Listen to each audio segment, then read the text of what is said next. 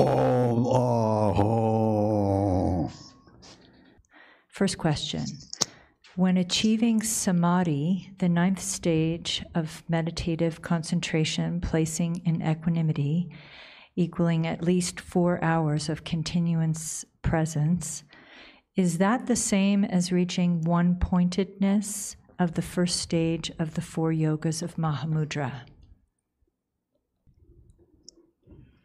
So yes, this is the one-pointedness. You're able to abide for at any given period of time, but at that time you must not become attached to that. And at this point must sustain also the quality of clarity. Next question. Is achieving the first Bumi the same as achieving free from fabrication of the 2nd stage of the 4 yogas of Mahamudra?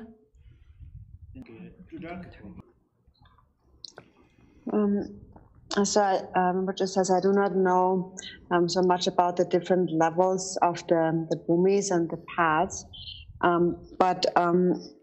so in connection to the 4 yogas of Mahamudra, then as one progresses, then these qualities of the Bumis and the paths are probably attained. But then there's a separate accounting of the different Bumis and the paths. For example, if one attains the 10th Bumi, then one has probably come close to the freedom from conceptual elaboration in one taste. But it is explained a bit differently in the Mahamudra teachings, especially, for example, Lord Chikden Sumgön had also said in the Gongchik that the attainment, when it comes to the attainment of the Bumis and the paths, there's all sorts of different individuals. So there's not a general rule that applies to everyone. So the 4 yogas of Mahamudra are more speaking from a more practical, experiential perspective.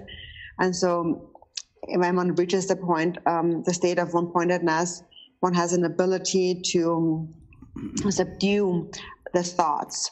When one reaches freedom from elaboration, one is able to cut through the root of those thoughts. And then when one cuts through the roots of those thoughts, one attains one taste, which is that at this point when one cuts through the root of thoughts, then the self-arisen primordial wisdom will manifest. And so at this point of one taste, the nature of this level is that one becomes free of all doubts with regards to the nature of the mind. There's no more grasping in the mind, and the mind appears clearly. There's no more doubt at this point. So that's called the appearance of the self-arisen primordial wisdom. And then on the level of non-meditation, one has gained complete stability in that. Next question. If deities are the union of appearance and emptiness, and we have to look at these as empty, why do we need to meditate on a deity instead of just resting in our own luminosity, awareness, and the space of the mind itself? So the deity yoga consists of clarity, purity, and stability. And the first one, the clarity aspect, is where we clearly visualize the form of the deity. And the reason why we need to do that is because we still have to purify our physical imprints, the imprints of the body. And when the deity clearly appears in the mind, then this is where the mind goes, to the form of the deity. And that purifies the imprints of the ordinary body. If you think of the pure form of the deity, you will forget about your ordinary body. So when you think of the deity, you're not thinking of the self. When you're thinking of the self, you're not thinking of the deity. So when you engage in deeper practice here, you will understand this point. The reason why we have to visualize the deity is in order to purify the imprints of the body which we still have. So this is the clarity aspect. The emptiness aspect then is to abide within the view, the nature of the mind that is without dualistic grasping. So this is how we accomplish the enlightened body, speech, and mind. Form is the empty nature of appearances, empty sounds, the empty nature of sounds, and mind, the empty nature of awareness. So through these three vajras, we purify our ordinary body, speech, and mind. So for this reason, it is necessary to visualize the deity. So we'll go to the following next question. Regarding bindus, there appears to my mind a deep color, bright blue, smallish sphere. Sometimes it appears often, and sometimes it doesn't appear for a long time. This has been happening for many years. I've always wondered what it means. Can Rinpoche tell me anything about this?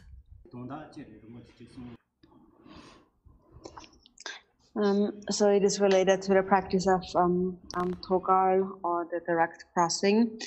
And so in the practice of Togal, we are instructed to gaze at these light spheres. And it seems that you have meditated on this for a long time.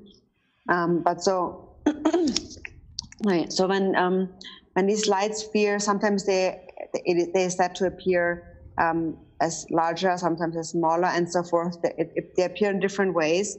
But what these most likely are is that the light spheres are the thoughts, or the thoughts have transformed, have become those bindus, those light spheres.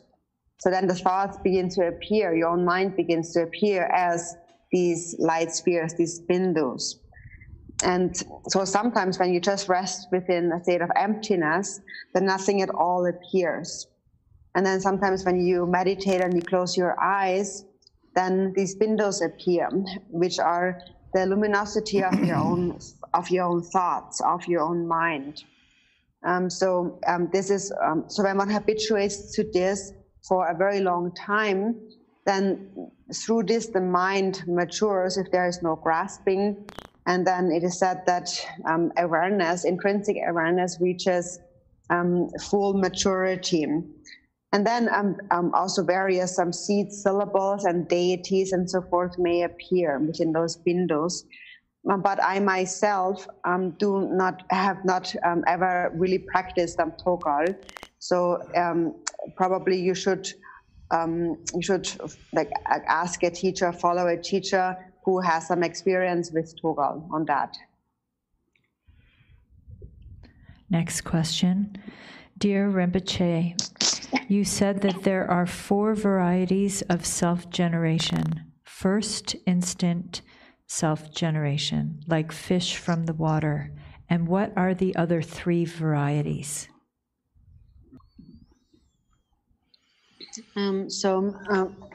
First there's the generation stage called the 5 awakenings, which purifies birth in a womb, and that's the the main generation stage of the new tantric system. So one basically generates the deity in 5 steps. So it begins with purifying all into emptiness, and then one visualizes sun and moon, and then the seed syllable, and then the implement, and then the entire form of the deity. For example, a chakra samvara is generated through these 5 awakenings, and so this purifies birth in the womb. And then there is the second one is the 4 vajras, where one visualizes the deity in 4 steps. So there is emptiness, there is the seed syllable, the implement, and the deity, which this one purifies birth through an egg. And then there is the generation stage called the 3 samadhis. So here one visualizes the deity in 3 steps, and this purifies birth through heat and moisture. And then there is the miraculous birth, which is purified through the instantaneous visualization. So those 4 kinds of generation stage purify the 4 ways in which we can take birth. Next question. Earlier, it was mentioned that focusing on the navel at the time of death could lead one to take rebirth in the lower realms. However, later it was mentioned to visualize the hum syllable at the navel for various reasons. Could Rinpoche please clarify what seems to be a contradiction to this untrained mind? So when one engages in the practice of Tumo, in the context of Tumo, we visualize the hum syllable at the navel, because that is where the entrance to the central channel is. And however, now in the context of Pova, it is said that now if actually when a consciousness leaves through those 3 doors, it goes there naturally, depending on which of the afflictive emotions is predominant. So if one's ignorance is the predominant affliction, then one leaves through the navel gate. And if it is stinginess, one leaves through the urinary gate. And if it is hatred or anger, then through the anal gate, which leads to birth in hell. However, it is said that the navel is the main seat, the royal seat of all the wind energies, which is why in the Tumo practice, we visualize the hung at the navel. And the hung in general, the meditation on the hung, has the power to destroy all temporary defilements, which is the notion of I, me, self, and other. The nature of hung is primordial wisdom. And the practice of hung alone actually becomes the practice of Pova. Jigten Sumgun had also said that the consciousness transferring into the luminous heart of the Guru is the supreme Pova, or transference of consciousness practice. So what this is to say is that it is sufficient to remember the Guru, and your mind will become one with the mind of the Guru. And that is the supreme Pova, or transference of consciousness. Also, Milarepa had said that when you just meditate on hung, that naturally becomes Pova. That is because when you think of the syllable hung, when you meditate on the syllable hung, then naturally you're not thinking of yourself. So when you think of yourself, then when there's this notion of me, then there are all these karmas and habitual imprints. But when you're thinking of hung, then there are no karmas and habitual imprints, because there is no notion of self. Next question. What are some of the examples of untimely death, and how can one differentiate between untimely death and the exhaustion of karma? Also, is suicide considered untimely death, or would the consciousness remain in the bardo state for the remainder of the original lifespan?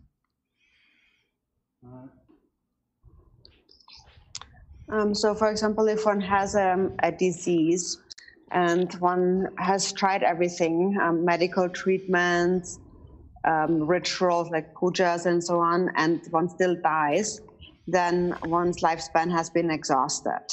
But then if something happens momentarily, like if one is momentarily struck by death or through a weapon and so forth, then it is called like an accident, it is called an untimely death. And then one has to stay in the bardo until the end of one's lifespan. Regarding committing suicide, this is the worst way to die of all the different forms, because what happens in the mind when we commit suicide? First of all, before we commit suicide, you have a suffering that you cannot bear. For example, you have a physical pain that you cannot bear. And so that you destroy your own body that you actually cherish so much. And that is an act of hatred. So when that comes to full maturation, in the bardo, there is nothing worse than that, because then later on in the bardo, you will again and again, over and over again, you will go through this death of committing suicide. So you will kill yourself over and over again. So the people who commit suicide, what they actually have in mind is, I have so much suffering. If I destroy my body, I will be free from this suffering. But this is actually not what happens at all. It is because you are, through the imprint of having killed yourself, you will repeat this over and over again. So over and over again, you will commit suicide. And so the people who have committed suicide, for them, we actually have to practice even more dedications and the Dzogchen, the purification for a disease ritual. We have to do that even more and even longer, because if we don't do that, these individuals are very difficult to liberate. Next question. Is Dzogchen exclusively for Buddhists? Since it is depicted as a heavenly realm, what about others that have perceived self-realization? Where would they find themselves?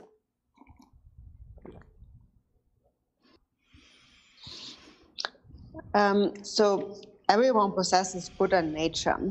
And so within Buddha nature, there is no difference between Buddhist or not Buddhist. It is said that Buddha nature pervades all beings.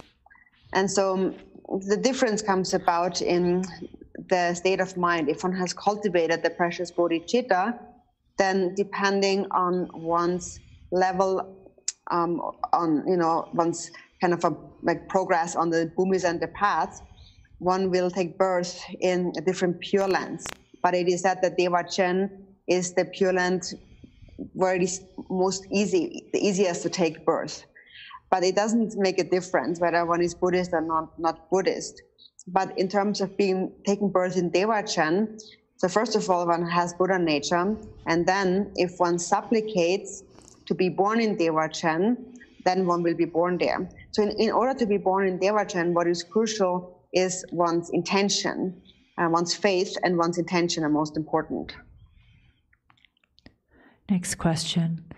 How and when do you include Buddha Shakyamuni mantra and sadhna in your own practice? And what connection and role does it have to your personal lineage and Drikung Kagyu in general?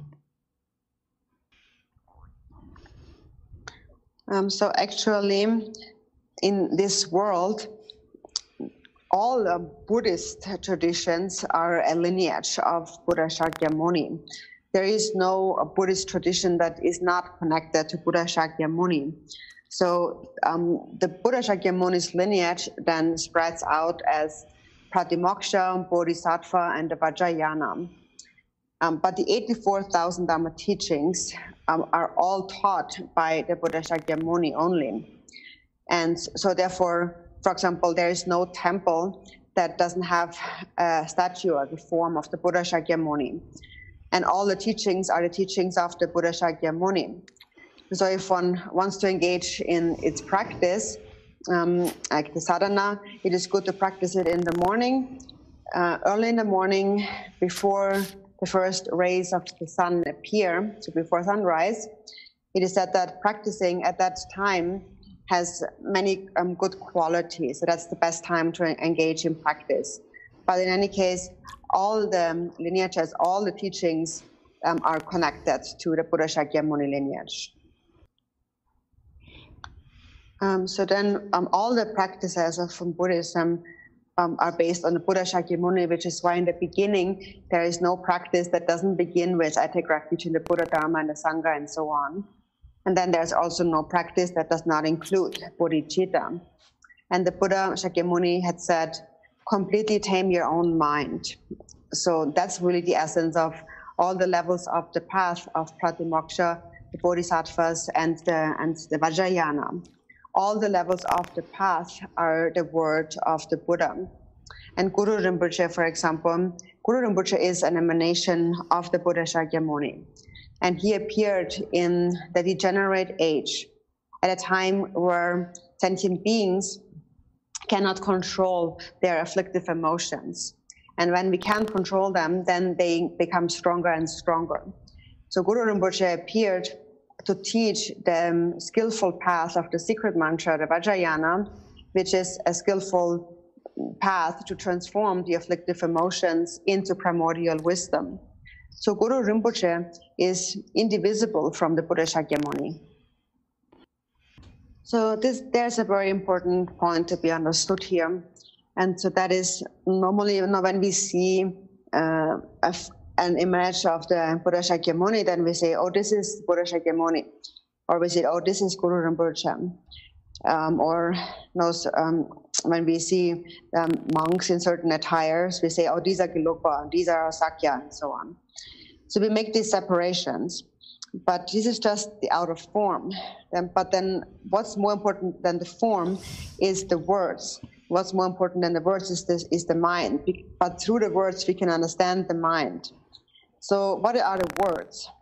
The word is the teaching on bodhicitta, which is pointing to the mind. And so there is no one there's no lineage who doesn't teach the precious bodhicitta. So that's the ultimate practice. When you see that, you recognize it all is the same, actually. So don't think that it is separate due to separate appearances. All the teachings come down to bodhicitta. The 84,000 Dhamma teachings have their root in bodhicitta. And then with regard to the mind, on the ultimate level, consciousness transforms into primordial wisdom in the end. And when it transforms into primordial wisdom, it becomes Dharmakaya. So the Nirmanakaya transforms into Sambhogakaya, and Sambhogakaya transforms into Dharmakaya, which is like space, which is beyond the extremes of singularity and multiplicity. So the Nirmanakaya appears in many different ways. And there are even more Sambhogakaya manifestations. But ultimately, they arise from the same Dharmakaya mind, which is the luminosity of the awakened mind, the essence of the Buddha's omniscient wisdom, the union of emptiness and compassion. So recognizing that is to recognize the view, which is the indivisibility of samsara and nirvana. When one realizes this view, one becomes free of any bias. But that's very important. In this way, you should regard them all as the same, because there is none who doesn't speak about bodhicitta. So when you see that, then you see that actually they all are the same.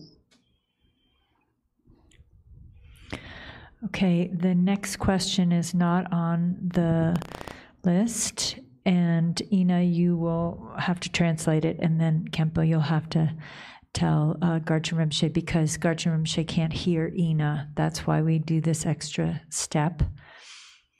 Regarding the statement, all phenomenon come from the mind, does coming from the mind refer to mind's personal creating of the phenomena, or from my perception of the existence of phenomenon in the outside world? So when one has not seen the nature of the mind, for example, when you close your eyes, and all sorts of things may appear in your mind. And then you think it's this and it's that, but you don't recognize that it's all your own mind and nothing else. It's just a reflection of your own mind. Someone who has realized the nature of the mind views all phenomena as one taste. So one recognizes that appearances are one's own mind. So then you recognize that the mind of all sentient beings and your own mind are one and the same. And saying one and the same doesn't mean that there's like two minds which are kind of similar, but it means that there's one and the same mind. So when you recognize that this mind, the natural state of mind, which in essence is wisdom, pervades all three realms. So it is like we said, like light energy. It's there, but you can't grasp at it. But it does perform a function, like an activity. For example, light energy powers all our phones. All these phones, but there's only one light energy that powers them all. So it is the same with the mind. So there are no two minds, just like there are no two electricities or light energies. But it's like a person having two hands. You have two hands who do, you can do things with your hands, but they are not two separate entities. They belong to the same mind. So they are not two separate things. So we have different bodies, but we do not have different minds. Or for example, it's like a tree. When a Buddha attains enlightenment, so from an enlightened perspective, the tree, one becomes the tree, and the tree knows that all the branches are part of the tree. So they know it's all me. But if one doesn't know that, then the branches think that they are separate, and then the branches fight with each other. So when you think of mind, you have to think of the mind as being limitless, vast. So this is a very important point, this point about in terms of the non-duality of the mind, is it one or two, and so on. So first of all, when you see the nature of your own mind, then you will understand this point, really. And so when you gain stability in this, you reach the state of one taste. And here there is no more grasping whatsoever. The mind remains with stability in its clear, empty essence like space. And there is no grasping at anything whatsoever, at any outer appearance. So regarding these outer appearances, for example, there's, Rinpoche just made this gesture of two circles with his fingers. So you have those two circles, or you have two vases. But then so you have two empty spaces. But then when you open up your fingers, it becomes all one. So then you can't really analyze it in terms of a difference in empty space. It all becomes one. So this is how we need to understand the space-like non-dual nature of the mind. So first we need to understand that appearances are one's own mind. And this mind is like space, empty like space. And within space, there is no delineation or no duality. It's all pervasive. This is what one finally realizes. And so in order to realize this, the reason why we do not understand this is mainly because of our fixation to a self-other duality. That's why we just cannot see this. And this is the reason precisely why we first need to cultivate immeasurable love and compassion. Because if immeasurable love and compassion do not arise, then one will not really understand this point of non-duality, or is the mind one or two, and so on. And then one might gain a temporary understanding of emptiness, but one will not realize the all-pervasive nature of the mind. And so this is the reason why it is important to first cultivate immeasurable love and compassion. Next question.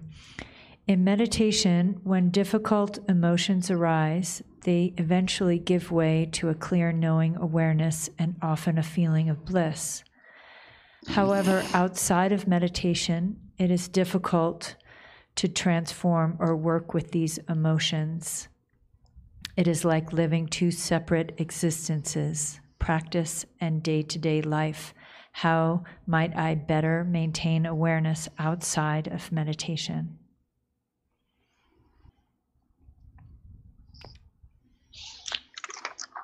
So in the 37 Bodhisattva practices, it says, in brief, wherever you are and whatever you do, always examine the state of your mind. So here you have to apply diligence. So it is said that the practice must be brought into the conduct. And it is in the conduct where you see whether or not your mind becomes liberated. You can liberate thoughts. It is during the conduct where we train awareness with thoughts and afflictive emotions. It is in the conduct that afflictive emotions arise. So when a very fierce afflictive emotion arises and you meditate immediately, the moment it arises, and if then the feeling of this emotion goes away, then this is how you improve in your practice. So when you are able to eliminate that feeling through meditation, then you know you have liberated, you have become liberated, you liberated the thought. So you have to understand the kind of the crossroads between liberation and non-liberation. For example, if you get angry at a person, and if you are mindful, you will instantly look at the anger and you will not look at the person who made you angry. So you will not think about the situation or the person at all. You will only look at your own anger. So when you only, the outer power, a quality of the anger is that you're not thinking about anything else. All you can think about is the person who made you angry. So this is the clarity power of anger. But then instead of looking at the person who made you angry, just look at the anger itself. And what you see then is a very clear state of mind. So if you don't think about the person who made you angry, you just look at the anger, then the nature of this anger is the mirror-like wisdom. It is called that due to its clarity aspect, because when you get very angry, it is like you're waking up. You can't sleep. You're very clear, and you don't think about anything else but what made you angry. So there is a great clarity quality to the anger. And if you then just look at the anger and meditate instead of looking at the person, then you can recognize how this anger itself is mirror-like wisdom by nature. And then you do the same with each of the other afflictive emotions. So in your daily activities, you are kind of fighting with those afflictions in this way by training with them. So it's important to bring the meditation into the daily conduct. This is how Milarepa had explained the view, the meditation, and the conduct. So first, the view must be understood, and then it must be practiced. And then this practice must be brought into all the things you do, all your activities. Because if you meditate, but then you go out into your daily activities and you don't recognize your thoughts again, then you become just an ordinary person again. So the other day during the teachings, we talked about merging the meditative state with the post-meditative state. So that's essential. Because it's possible that maybe in your meditation you develop qualities and you are able to liberate thoughts and you're able to abide within that state for a longer time, but you still become ordinary if you don't do that in your daily activities. So it is at that time where you have to sustain clear awareness that recognizes all these thoughts and afflictive emotions and see whether or not you're able to destroy them through awareness. So how we measure our level of practice, we should really measure it from an experiential perspective, that is without looking at how it is described in the Bumis and the paths and so on, but look at your own personal experience. So what is the freedom from conceptual elaboration, for example? It is when you are able to entirely uproot all thoughts and afflictive emotions. And you're able to do that, then you know you have reached the freedom from elaboration. So without looking at how it is described in the text and so on, look at your own personal experience, because this is the practice lineage of blessings. And we will end the question and answer session because we are about out of time. Thank you to Khenpo Tenzin for assisting with the translation. And of course, thank you, Ina, for all of your brilliant translation. And now's the time that we want to express our profound, heartfelt gratitude to His Eminence Garchen Rinpoche for showering us all around the whole world with such a profound rain of blessings for our summer teaching program. We are beyond grateful for your Shakyamuni Buddha empowerment, incredibly profound teachings on the union of Mahamudra and Dzogchen and the 4 yogas of Mahamudra.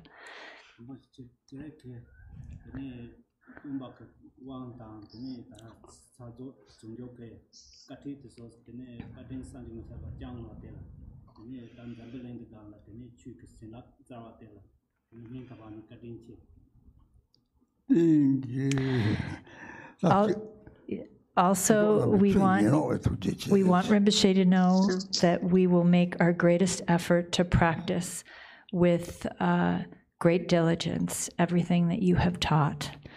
And so please stay with us to continue to teach us.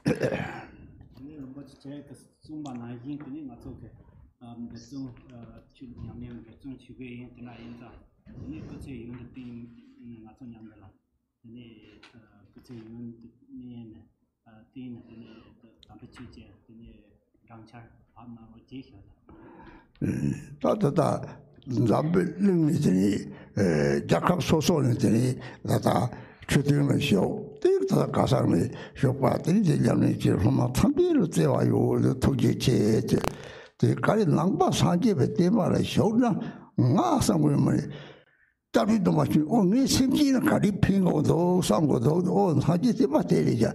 We simply carry ping or those Lord Jesare.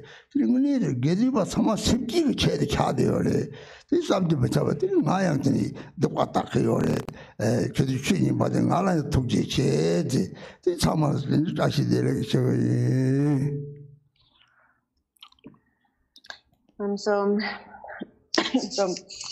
I would also like to thank all of the disciples who have listened to these Dharma teachings from your various countries, from all over the world. I love you all very much.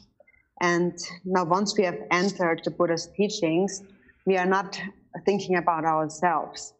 Already when we take the refuge vow, we think, how can I benefit sentient beings? So this is the teachings of the Buddha. This is the mind that has arisen now. And all the Sangha, therefore, exists for the purpose of sentient beings. Therefore, the Sangha is inconceivable. And so now, also having listened to the Dharma teachings also benefits me. I mean, it also purifies my negativities. So I'm grateful for that, and Tashitele. So we thank you deeply from our hearts with love and devotion, and this offering is from the worldwide Sangha.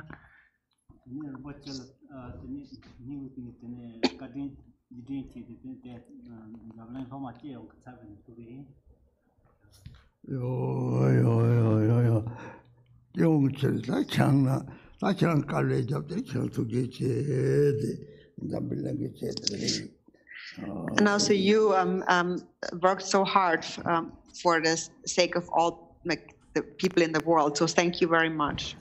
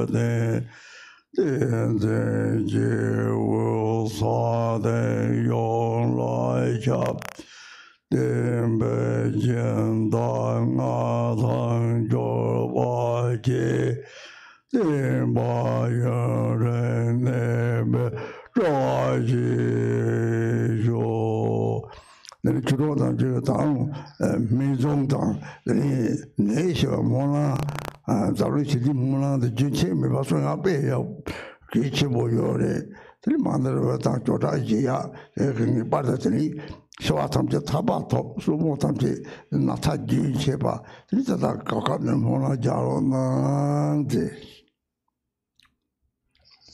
And also, Dharma friends, please continue to recite the Medicine Buddha mantra and your prayers for the pacification of this disease, and also the world peace prayer.